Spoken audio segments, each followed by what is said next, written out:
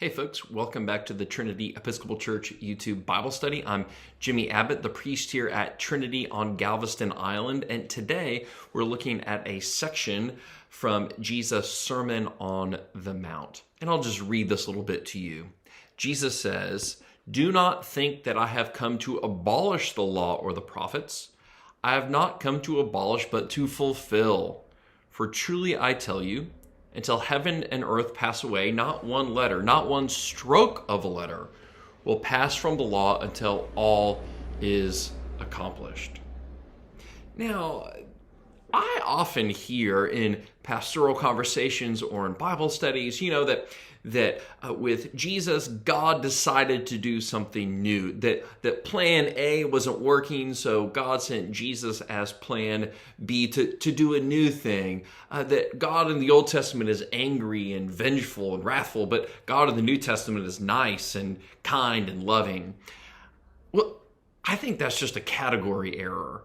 I think that what Jesus is telling us here is that, no, he has not come to do a new thing, but to do a very old thing, to inspire the people of God to be the light of the world and the salt of the earth. That's actually what comes right before this.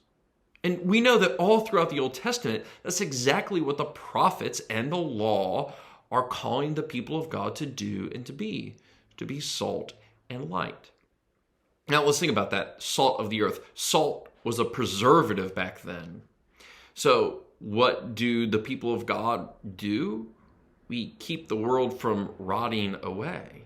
And light, this can be a dark and dreary world. Our job as the people of God is to shine a light into the world so that other people may see that light and give glory to God.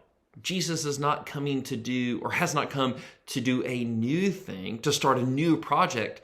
Jesus has come to reinvigorate a very old one. So there's one thing that you all hear me say all the time in Bible studies and in sermons, but it's read the Old Testament. Get more familiar with it, more comfortable with some of those old stories. And I think you'll see that Jesus is not coming to abolish anything. Jesus is coming to fulfill. I know that some of those stories in the Old Testament can be tricky. Some of the books of the prophets can be kind of dry and dreary, but I encourage you to pick them up again. Really get into them. Read, mark, learn, inwardly digest them.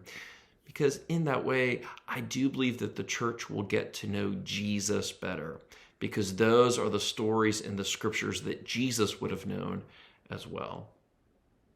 Would love to hear some of your feedback on that. Maybe what are some of your lessons and stories from the Old Testament? You can always email me or leave a comment here in the comment section. Thank you.